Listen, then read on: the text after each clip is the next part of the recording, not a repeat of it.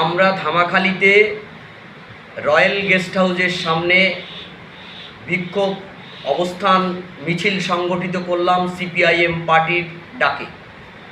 আমরা দেখলাম গত পরশু থেকে গতকাল পর্যন্ত কয়েক কোটি টাকা ওই গেস্ট হাউস থেকে পাওয়া গেল, যে গেস্ট হাউস তৃণমূলী লোকজন দ্বারা পরিচালিত এবং তাদের মালিকানাধীন। এই রকম একটি গেস্ট হাউস থেকে জাল নোট, ভালো নোট, যন্ত্রাংশ, বিভিন্ন ধরনের টাকা ছাপানোর মেশিনপত্র সহ দুজনকে পুলিশ গ্রেপ্তার করেছে। আমরা বলছি যে এই দুজন শুধুমাত্র নয়, এর পেছনে আরও বড় র্যাকেট রয়েছে, এর বড় মাথা রয়েছে।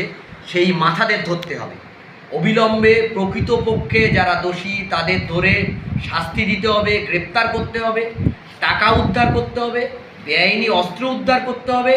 উত্তপ্ত সন্দেশখালিতে আরও উত্তপ্ত করবার যে প্রক্রিয়া তৃণমূল বাহিনী তার সাকরেদদের দিয়ে পরিচালিত করতে চাইছে, সেই সমস্ত জায়গাগুলোতে অবিলম্বে সরকারি প্রচেষ্টায় বিভিন্নভাবে তাদের গ্রেপ্তার করা, তাদেরকে লক্ষ্য করে বিভিন্ন ধরনের আইনি প্রক্রিয়া চালানো, এই কাজটা করতে হবে সরকারকে।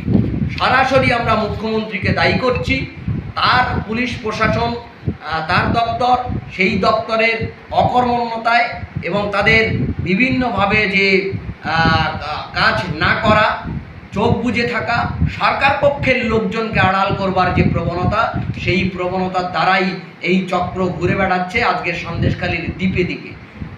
শহর থেকে বিতাড়িত হয়ে গ্রামের মধ্যে ঢুকে গ্রামের গরিব প্রান্তিক মানুষের দুরবস্থা, তাকে বিভ্রান্ত করা এবং তাকে সমস্ত রকমভাবে খাওয়া দাওয়া, ব্যবসা বাণিজ্য এবং তার বেঁচে থাকার রুটি রুজিকে কীভাবে পুলিশ প্রশাসনের দ্বারা বিভিন্নভাবে আক্রান্ত করা যায়, সেই প্রচেষ্টায় নেমেছে তৃণমূল। আমরা এই সমস্ত দোষীদের শাস্তি চাই। তাদের শাস্তির দাবিতে আজকের আমাদের এই অবস্থান বিক্ষোভ মিছিল সংগঠিত হলো।